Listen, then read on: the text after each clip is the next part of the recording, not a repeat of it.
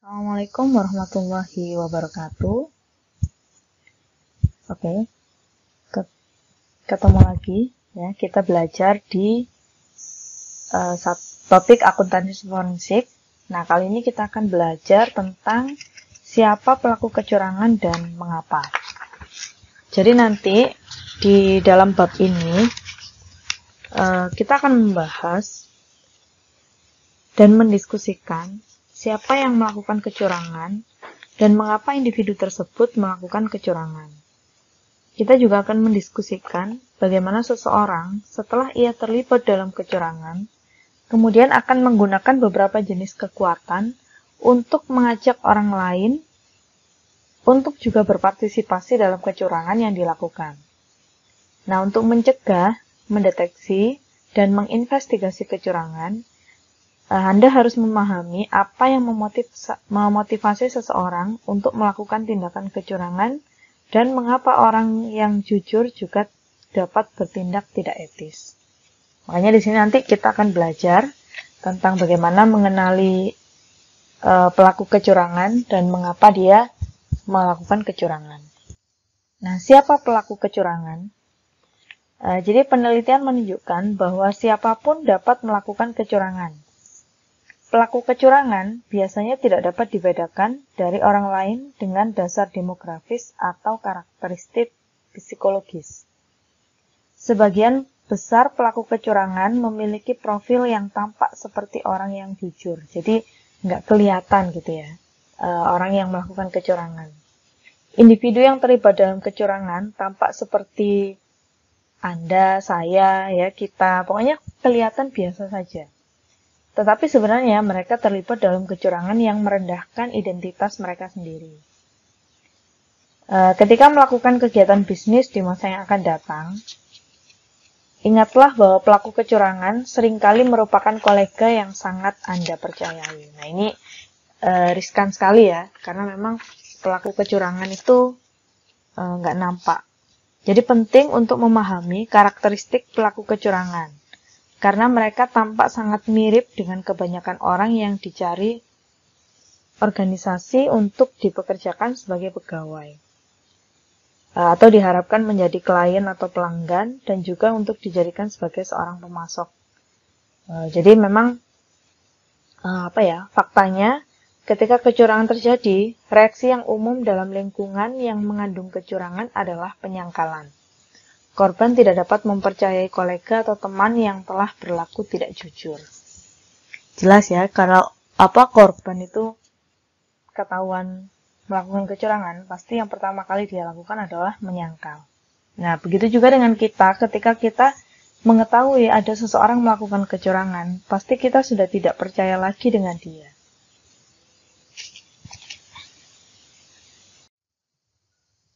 Nah, ini saya review lagi dari materi sebelumnya, yaitu segitiga kecurangan. Karena memang pada bab ini kita akan membahas satu persatu elemen dari segitiga kecurangan ini.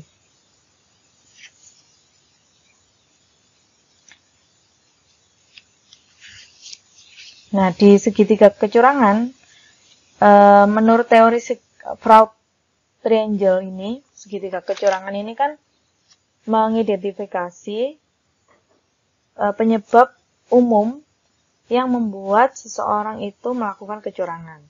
Yang pertama adalah peluang, ya, opportunity, kemudian rasionalisasi dan pressure. Tekanan yang dirasakan, kemudian peluang atau kesempatan yang dimiliki, dan rasionalisasi ini adalah hal yang paling umum untuk setiap kecurangan.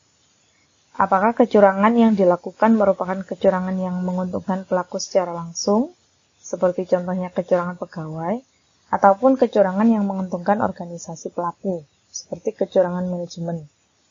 Nah, ketiga elemen tersebut pasti selalu ada.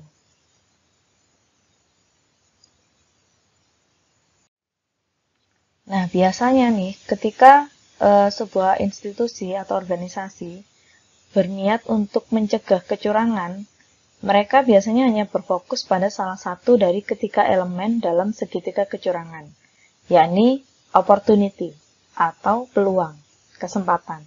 Karena umumnya pihak yang memerangi kecurangan ini percaya bahwa adanya pengendalian internal yang baik dapat mengeliminasi kesempatan. Sehingga mereka berfokus pada semua atau sebagian besar upaya pencegahan dalam mengimplementasikan pengendalian dan memastikan kelayakannya. Tapi apakah tepat jika kita hanya berfokus pada opportunity?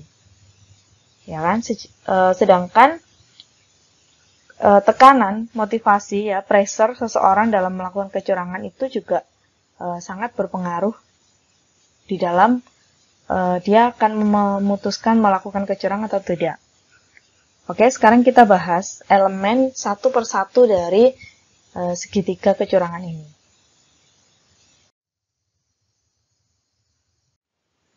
Oke, dimulai dari elemen tekanan atau pressure. Nah, sebagian besar ahli kecurangan itu membagi tekanan itu ke dalam 3 jenis. Yang pertama adalah tekanan keuangan, tekanan terkait dengan pekerjaan, dan tekanan lainnya. Tekanan keuangan ini adalah tipe tekanan yang paling umum untuk melakukan kecurangan. Jadi kebanyakan pelaku kecurangan itu dia melakukan sebuah kecurangan itu karena adanya tekanan keuangan. Nah, tekanan keuangan ini wujudnya macam-macam ya. Ada sifat serakah, jadi dia pengen kaya, semakin kaya gitu ya. Hidup di atas rata-rata gaya hidup orang-orang pada umumnya. Nah, jadi kalau orang pada umumnya cukup punya rumah, mobil satu, nah dia pengennya lebih dari itu. Kemudian tagihan yang tinggi atau utang pribadi, jadi karena gaya hidup tadi ya, sehingga penggunaan kartu kreditnya melampaui batas. Nah, itu kan tagihan kartu kreditnya menjadi tinggi. Nah, itu biasanya itu akan membuat orang untuk melakukan kecurangan. Atau bisa juga karena kerugian keuangan secara pribadi.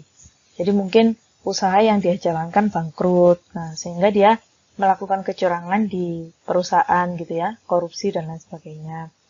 Atau kebutuhan keuangan yang tidak terduga. Jadi mungkin dia habis kena masalah, rumahnya kebakaran atau dan lain sebagainya, saking stresnya sehingga dia berpikir harus segera mengembalikan aset yang hilang, sampai-sampai dia melakukan tindakan nekat, yaitu kecurangan. Yang kedua adalah jenis tekanan terkait dengan pekerjaan. Nah, ini biasanya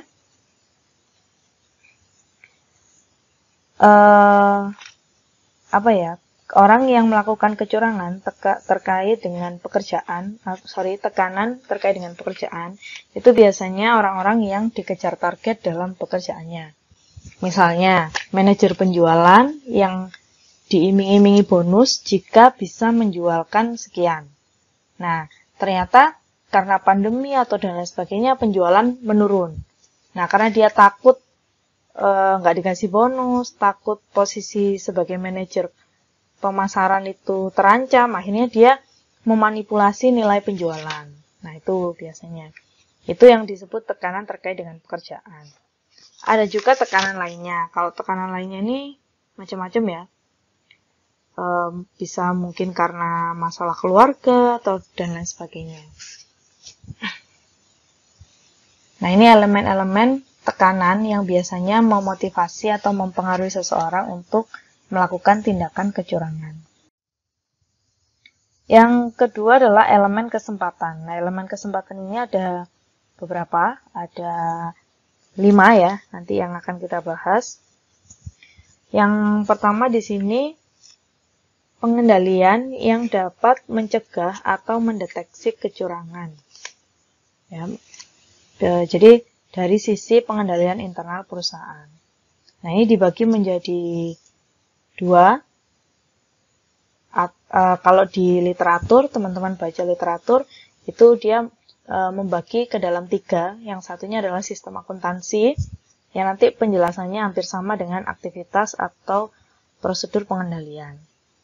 Jadi pengendalian yang mencegah atau mendeteksi kecurangan ini adalah adanya kerangka kerja pengendalian yang efektif yang mungkin merupakan langkah yang paling penting dalam organisasi agar dapat mencegah dan mendeteksi kecurangan. Nah, di dalam pengendalian ini, pengendalian internal, ada setidaknya 2 unsur yang harus terpenuhi. Yang pertama adalah lingkungan pengendalian, yang kedua aktivitas atau prosedur pengendalian. Nanti di literatur yang berbeda ada satu lagi yaitu sistem akuntansi. Walaupun di sini sistem akuntansi sudah saya masukkan ke aktivitas prosedur pengendalian. Lingkungan pengendalian ini terdiri dari peran dan contoh manajemen. Jadi menurut ahli ya, elemen yang paling penting dalam membuat lingkungan yang sesuai adalah peranan dan contoh manajemen.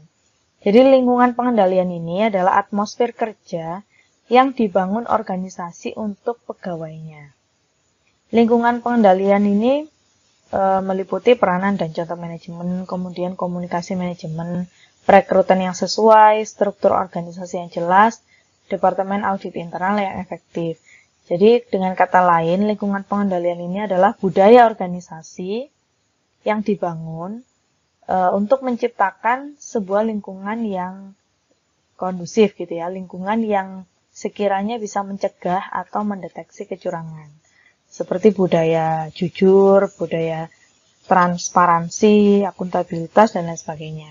Nah, itu kan bisa diwujudkan dengan beberapa elemen, ya, mulai dari contoh dari manajemen, komunikasi manajemen yang efektif, kemudian perekrutan yang sesuai. Jadi perusahaan harapannya ya harus merekrut orang-orang yang jujur gitu. Walaupun ketika perekrutan juga tidak bisa diidentifikasi dengan jelas apakah orang yang akan direkrut ini beneran jujur atau enggak. Struktur organisasi yang jelas, nah ini juga elemen pencegahan kecurangan. Kemudian yang jelas adalah departemen audit internal yang efektif. Jadi kalau audit internalnya efektif, harapannya adalah kecurangan itu bisa terdeteksi sedini mungkin, gitu ya. Kemudian yang kedua adalah aktivitas atau prosedur pengendalian. Nah, ini terdiri dari pemisahan tugas atau pengelolaan ganda, ya. Kan ada tuh biasanya di perusahaan yang middle size ya, tergolong kecil. Jadi bagian akuntansi sama bagian akuntansi yang mencatat itu sama dengan orang yang menerima uang. Nah, ini sangat riskan sekali terjadi kecurangan. Kemudian harus ada sistem otorisasi yang jelas. Jadi misalnya pengeluaran uang itu harus diotorisasi oleh siapa. Nah, itu harus jelas. Kemudian ada pengecekan independen, bisa itu oleh audit internal maupun audit eksternal. Kemudian pengamanan fisik. Nah, ini sudah banyak dilakukan ya, misalnya kayak menggunakan CCTV, kemudian absensi yang menggunakan fingerprint atau menggunakan cek log kartu dan lain sebagainya. Kemudian ada dokumentasi dan pencatatan yang terstruktur dan kronologis. Jadi supaya tujuannya adalah, jadi aktivitas ini semua muaranya adalah pengendalian yang dapat mencegah atau mendeteksi kecurangan yang dilakukan oleh pegawai. Nah, elemen kesempatan yang berikutnya adalah ketidakmampuan untuk menilai kualitas kinerja. Kemudian yang berikutnya adalah kegagalan untuk memberi sanksi yang tegas terhadap pelaku kecurangan. Ya, ini terjadi ya, sangat terjadi banget di negara kita. Contohnya aja kayak korupsi gitu. Nah, itu kita tahu bahwa korupsi itu tidak pernah dihukum atau hukumannya itu tidak membuat orang itu jera gitu ya. Kalau di negara lain kita bisa mendapati bahwa pelaku korupsi itu dihukum mati. Nah, akhirnya orang lain kan kalau mau korupsi jadi kayak takut gitu ya, wah nanti kalau saya korupsi dihukum mati. Kalau di Indonesia kan sanksinya nggak sedemikian tegas, sehingga orang juga dengan gampangnya melakukan korupsi atau melakukan kecurangan serupa. Kemudian kurangnya akses untuk memperoleh informasi, jadi kadang kesulitan dalam mengusut siapa sebetulnya tersangka atau dalang dari sebuah kecurangan. Pengabaian, sikap apatis, dan tidak adanya kapasitas yang memadai. Nah, itu adalah elemen-elemen kesempatan. Jadi dengan adanya kondisi ini, kondisi yang sudah kita sebutkan tadi, itu membentuk sebuah opportunity untuk seseorang melakukan sebuah tindakan kecurangan. Nah, berikutnya adalah elemen rasionalisasi. Nah, ini jadi di dalam seseorang itu melakukan kecurangan, selain adanya kesempatan dan tekanan, itu juga adanya rasionalisasi. Rasionalisasinya apa aja? Budaya atau kebiasaan, sistem yang berlaku, ya, aturan, mungkin. Jadi contohnya, misalnya, saya kan membayar pajak lebih tinggi dari yang seharusnya.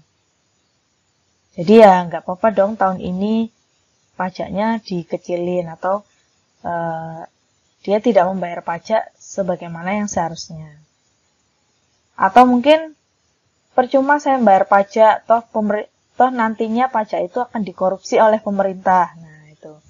Atau mungkin enak ya DPR bisa jalan-jalan pakai uang pajak.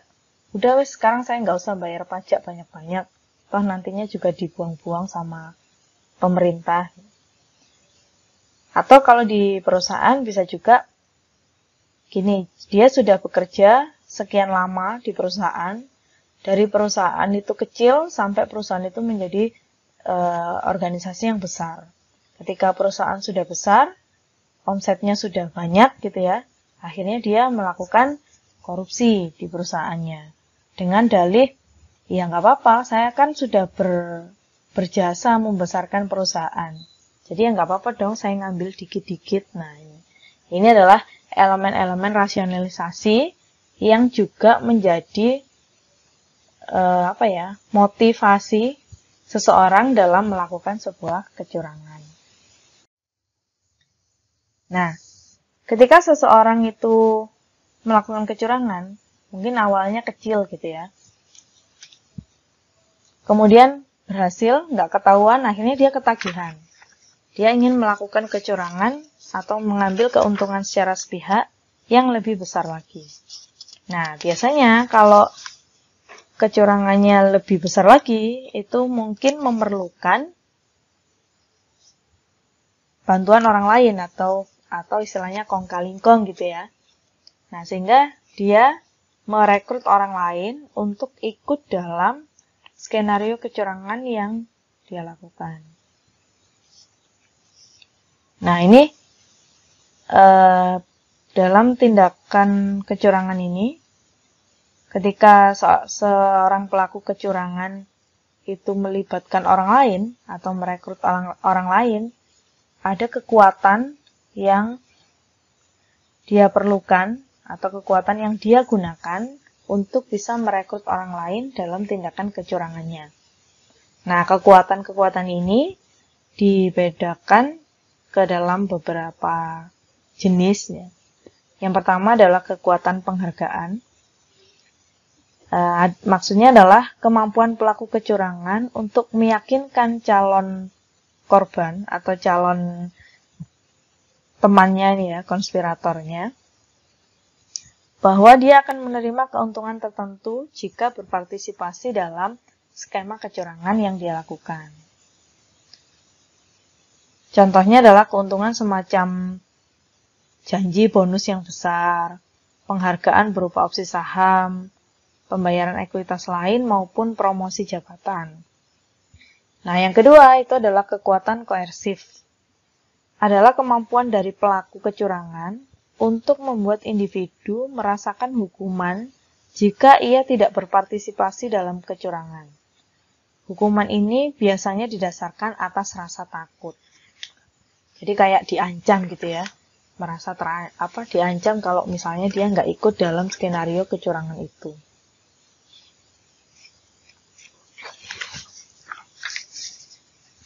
Nah, contohnya itu adalah individu yang melakukan kecurangan maksudnya adalah individu yang seringkali berpartisipasi dalam kecurangan karena mereka percaya bahwa jika tidak berpartisipasi dalam pekerjaan, mereka mungkin kehilangan pekerjaan mereka, mendapat penghinaan publik, atau didiskriminasi.